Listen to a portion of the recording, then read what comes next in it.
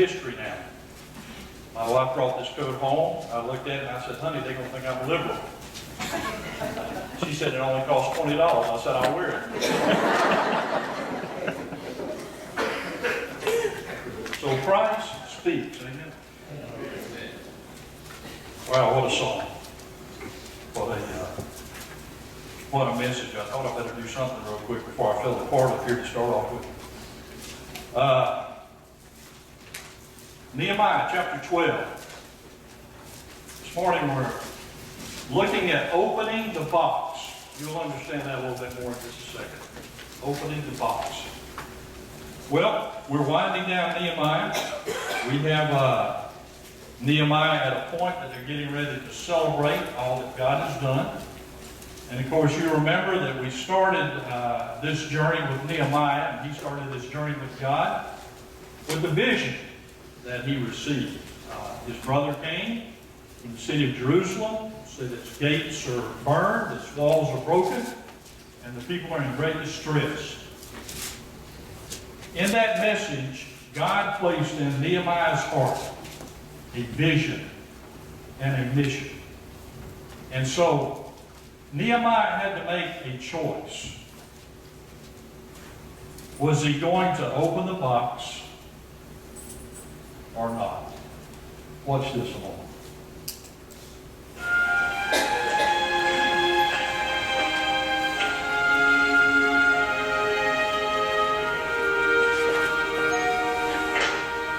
Hi. I was marooned on an island for 5 years with this package. I swore that I would deliver it to you because I work for FedEx. That's very admirable. Thank you. Hey, by the way, what's in the package? Nothing really. Just a satellite phone, GPS locator, fishing rod, water purifier, and some seeds. Just silly stuff. Thank you again. You keep up the good work.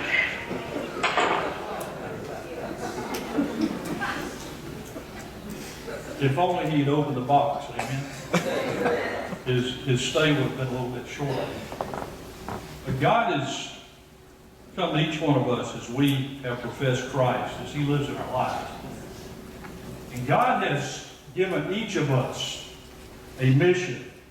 And he's also given us a vision. And listen, it's not our vision. It is his vision. It encompasses the past. It encompasses the present.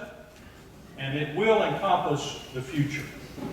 And so we all sitting here under the sound of my voice this morning have been given a charge, have been given this mission, have been given this vision from God, just as Nehemiah had been given his part of this. And you see, you have to understand that we're working through this thing. This is God's story. And all we have to do is just open the book. This is our box. And it will give us direction, it will give us understanding, it will give us encouragement, it will give us hope, and it will propel us out into a lost world. It will alleviate our fears, it will give us faith and conviction if we just open the book. If we just stick with the book and stay in the book, God will reveal his story to us. He reveals our part in that story because, listen, we all have a part. We look at somebody like Nehemiah and we think, well, that was one of those Old Testament guys and that was God speaking to him and he's extra special. Nehemiah was just a man who lived at a moment in time, and God came to him and said, with an invitation, Nehemiah, would you be interested in my vision? Nehemiah, would you be interested in my mission? And Nehemiah opened the book. And he said, I will. And God incorporated him into his story at that moment in time. Because you see, it's a grand story. It's an incredible story. And we, as the Church of the Living God, have an incredible, compelling mission and vision that God has given us. It's incredible because the God of the universe, the creator of us all, the God who knows us better than we know ourselves or each other, and still loves us, has decided to give us the privilege of serving Him, of following after Him, of listening to Him. And so, Nehemiah was a man who received that vision and became a part of God's story. I want you to know that everyone in here is important to God. He's gifted you. He's placed you in the body. He's given you everything you need. He didn't just die on the cross for you, but He died so He could give Himself to you, so that He could live His life through you, so that He could accomplish His mission and His vision through you and for a world. And so Nehemiah accepts that mission and vision. He has applied himself. He's pulled the people back together. They have rebuilt this wall in 52 days, an amazing thing. But in that, they know that it was their God who has done this through them. Their part was obedience. And so Nehemiah has obeyed the voice of the Lord. He could have lived on that desert island the rest of his life, trying to survive, trying to get by, when all the time, everything that was needed was right there in front of him. Mine and your life can be like living on a deserted island. And we just go through the motions of surviving. We don't have a vision. We're not partakers of the mission. And in that, we lose our purpose. We lose our calling. We lose our joy. Because you see, I want you to know, when you open the box and you participate with God, you're never going to be more alive at that moment in time in your life, because it is Christ in you, the hope of glory, that is speaking to you and desiring relationship and desiring your presence in His kingdom's work. And when you start riding that way, when you get in that flow, I'm going to tell you, nothing else matters except God's vision and God's mission. Folks, we have such a compelling possibility here. Because the God of the universe has called us. This is our moment in time. This is our place of obedience. This is our time to serve.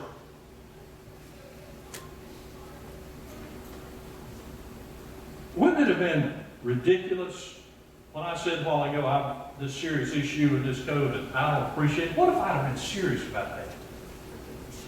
How foolish would that have been when you look out around at a lost world, when you look at people dying? Listen, when you've been in the condo and you've touched the child and you watch that child die in front of your eyes, what else matters?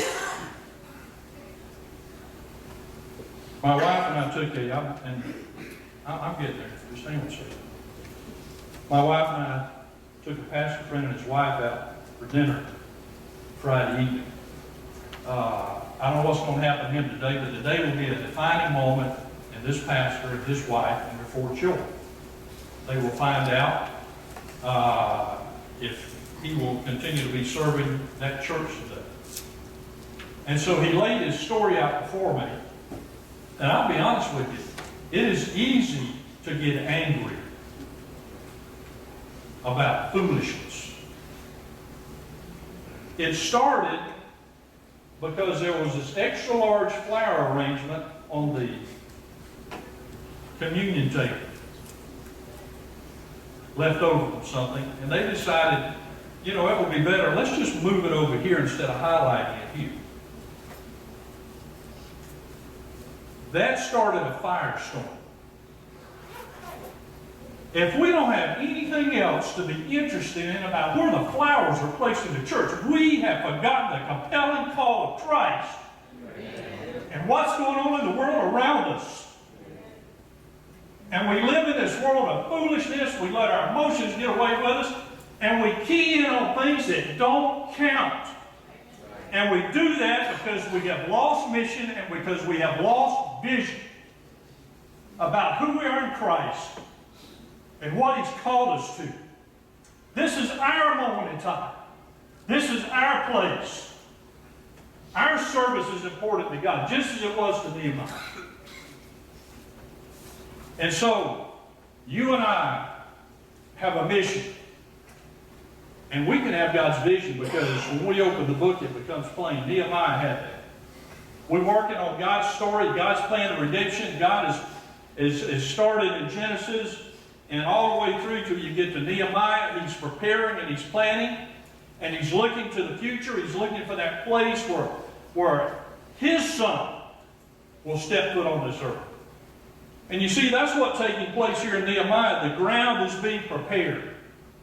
It's that big a deal, it's that important about what's going on. And it's that big a deal and it's that important about us at Double Springs Baptist Church and the life of individuals and the life of this church at this moment in time. And so, let's look at God's Word this morning as we think about our mission and our vision, Christ's compelling vision for us at this moment in time and our part that we play in that. And so, when you come to Nehemiah chapter 12,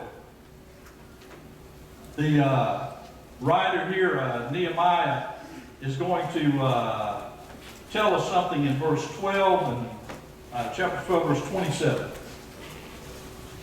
It says, "Now at the dedication of the wall of Jerusalem, they sought out the Levites in all their places to bring them to Jerusalem to celebrate the dedication with gladness, both with thanksgiving and singing with cymbals, stringed instrument, and harps." And so you see there's this dedication that Nehemiah calls the people to at this moment in time. So what are they dedicating? Well, they're dedicating the wall, that's obvious. But in that, they're also going to be dedicating the workers themselves. They're going to be dedicating the work that's taking place. They're setting something aside, and that dedication simply means something that is set apart or consecrated to a divine being, or setting apart of things to a sacred use. And so they realize that God has done something in and through them in their midst. And now they come to that place of focusing on God. By dedicating everything that's taking place to Him, and also their future, what will take place. Because you see, as they have walked with God through this process, they've seen His hand at work. They've seen the way He has delivered them from their enemies while they've been trying to do this. They have seen that from a pile of rubble, from that ashes, that God has raised up not only walls and gates, but He has raised up a people for His privilege, for His honor, for His blessing, for His glory. And it is a dedication because they also are reaching back and they're understanding that suddenly they are a part of something much bigger than themselves. They are a part of God's fulfillment of His plan and purpose in this world. Jeremiah 33, 7 through 11. "And I will cause the captives of Judah and the captives of Israel to return and will rebuild those places as at the first.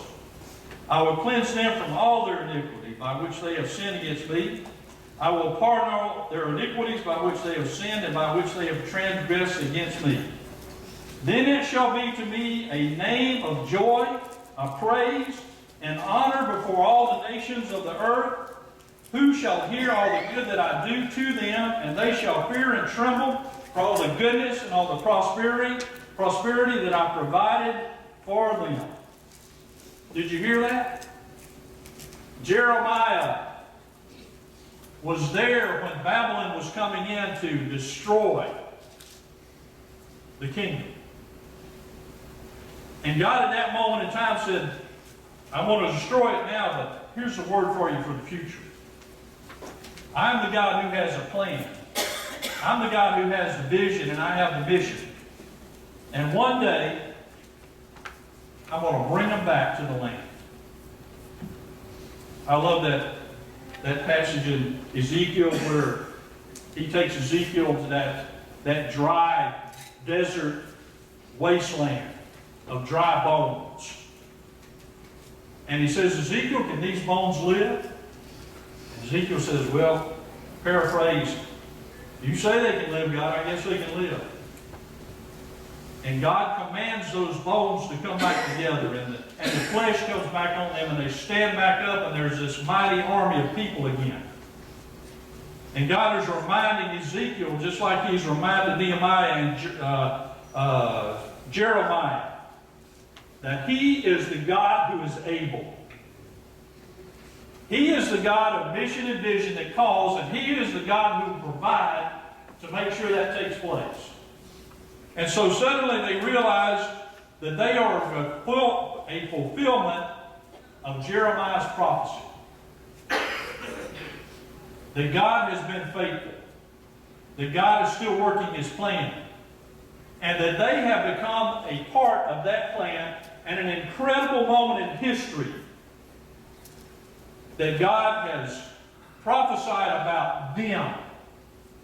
That I will bring you, these people, back together. And I will forgive, and I will restore, and I will protect, and I will provide. And so, that's what they're dedicating. They're dedicating all these things, themselves, and the work, and all that's taken place, back to God. God has gifted them, and they give that gift back to Him in worship, and praise, and adoration. And so this dedication that took place in the life of these folks as they looked around. And it says that the priests and the Levites purified themselves in verse 30. They purified the people, the gates, and the wall. And so suddenly they realized that something incredible has taken place in their life. They have been a part of something much bigger than themselves. Do you ever feel, as I do quite often, that you're pretty insignificant? That you're pretty small? That you know what? I'm just an insignificant person living in a little small place, going to a small church, small family. Kind of sounds like Gideon a little bit when God came to him, doesn't it? He says, Gideon, great man of valor, I'm going to let you deliver a nation for me. Gideon says, listen, I'm the smallest in my father's, in the clan. I'm the smallest in my father's house. Isn't that the message that when God comes to us with mission and vision we usually have for Him? And we don't open the book or the box. And we just say, that's got to be for somebody else.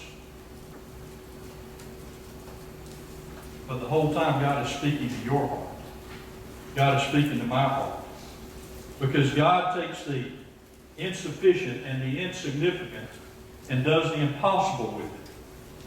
And that's what they're dedicating back to this God, this Creator God, this loving God, this God of mission and vision. And so, what are you dedicating to God in your life at this moment in time? I mean, you can look at your life and you know God's blessed you. You know God has blessed us. Hey, if you can wear a coat like this, you know you are blessed. Amen.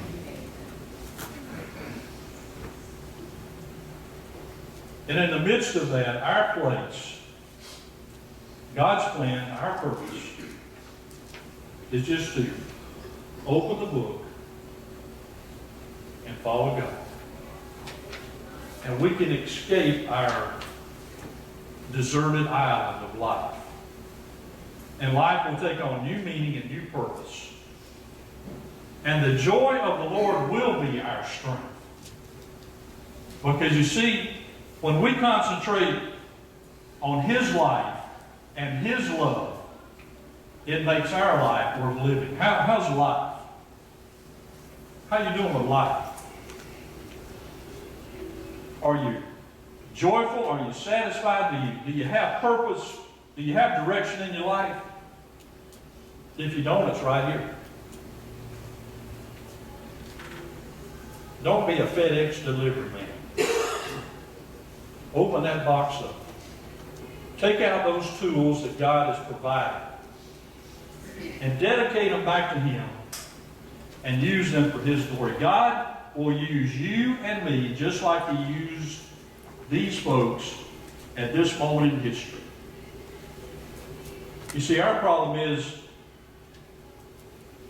that quite often God is not a priority to us. We don't think in those terms, but we live in those terms. And what we have a tendency to do is whatever we're doing, we want to add God and church to that. You know what I mean? I'm living my life out here, and I'm going to go to church on Sunday. And maybe Wednesday. I'm living my life out here, but I may just incorporate the Bible on one morning a week or something. I'm living my life out here, but maybe I'll encourage somebody in their faith next week. And we just want to take God and just kind of add Him into our lives. But you see, you can't add a God of mission and vision into your life because He wants to have rule and reign over our lives. We look at these children going out of here at National Grandparents' Day. I want to have rule and reign over my grandchildren because I know better than their mom or dad does. I mean, I'm just smarter. I've been at it longer. And I know how to take care of them. Apart from all the cookies and all that other stuff I let them have all the time. I know how to take care of them better than anybody else. And if they'll just submit themselves to me and to my rule and reign, I'm going to tell you, it will be a good, sweet life for those kids. That's how God is. He comes to us and He says, listen, I've got the mission. I've got a plan for your life. And you need to understand that in that plan, I'm not going to throw you to the wolves. I'm going to fill you with myself. I'm going to give you joy. I'm going to give you direction. I'm going to give you purpose. Man, if you're just going to follow me, I'm going to take care of you. It doesn't mean you won't have heartache. It doesn't mean you won't have sorrow. But in the midst of that heartache and sorrow, I have tasted and I know that He is sweet. And He carries us.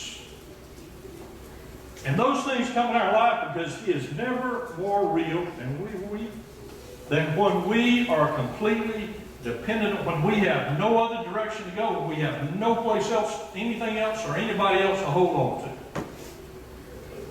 It's at that moment in time that He becomes the sweetest and the greatest and the most desirable thing in my life, in your life.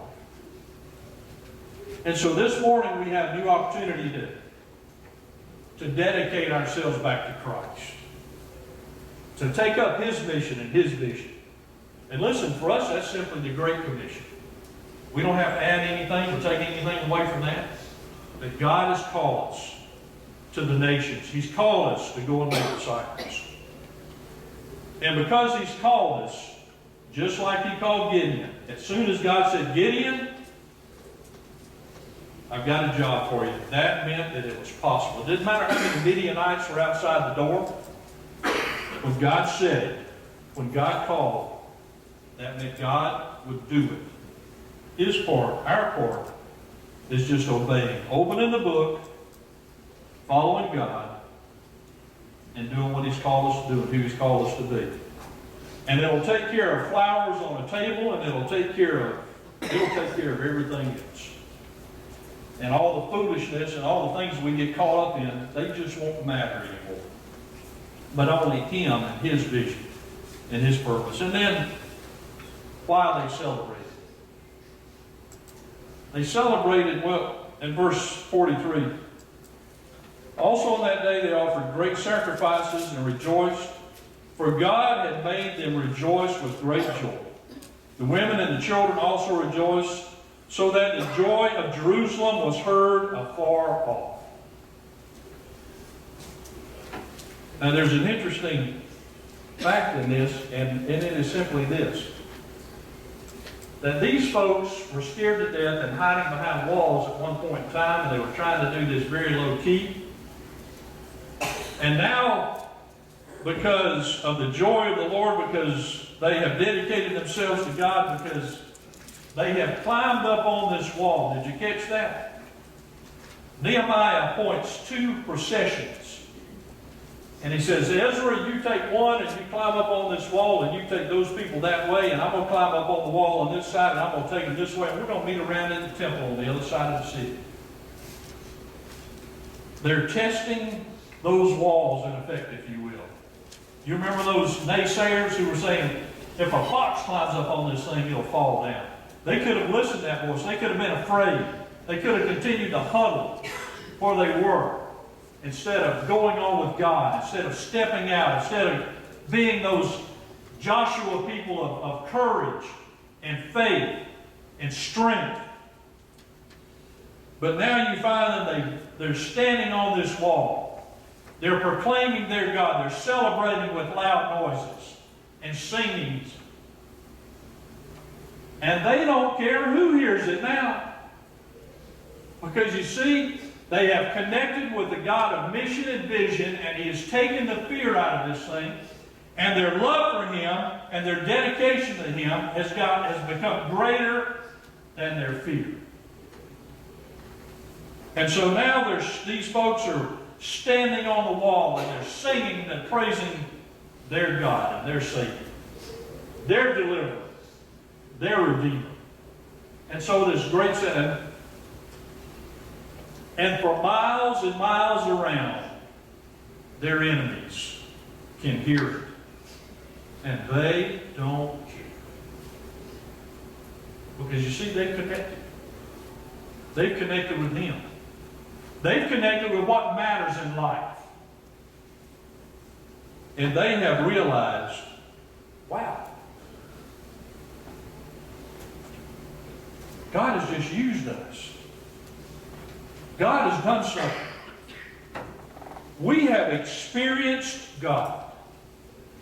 And we're standing on this wall and we're looking at this city that was in rubble and ruin and burned and no hope. And we know that our God has raised it up. But He's done more than that. He has raised us up. And He's given us strength, and He's given us hope.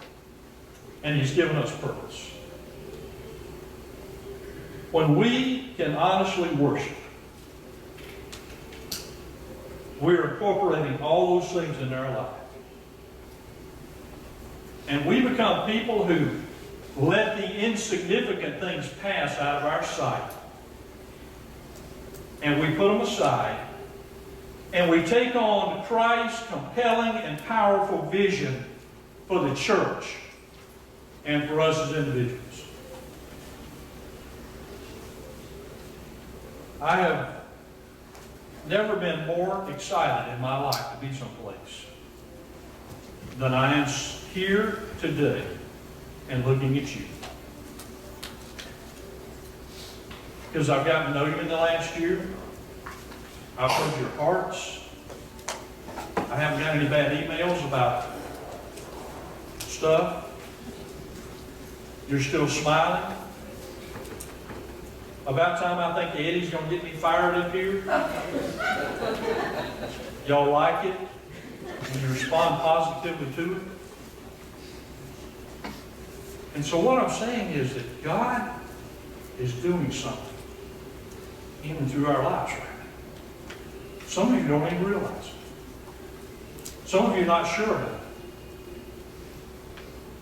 But you see, there is a compelling vision and mission that God has called us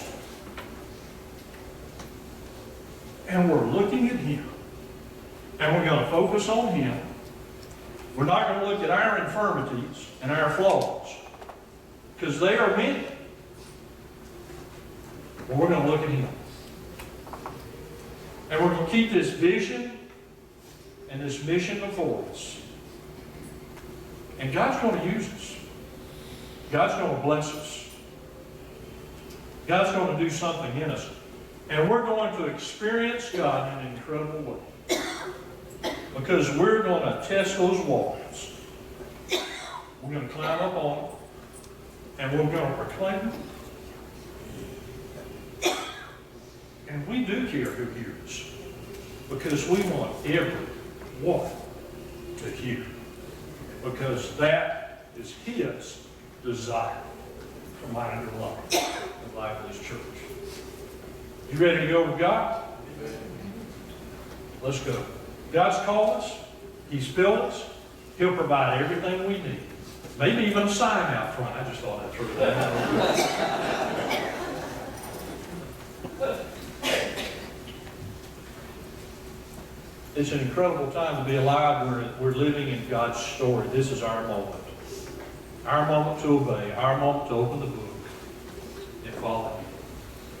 Are you willing to do that this morning in your life on a personal basis? Are you willing to do that this morning in your life as a community of believers?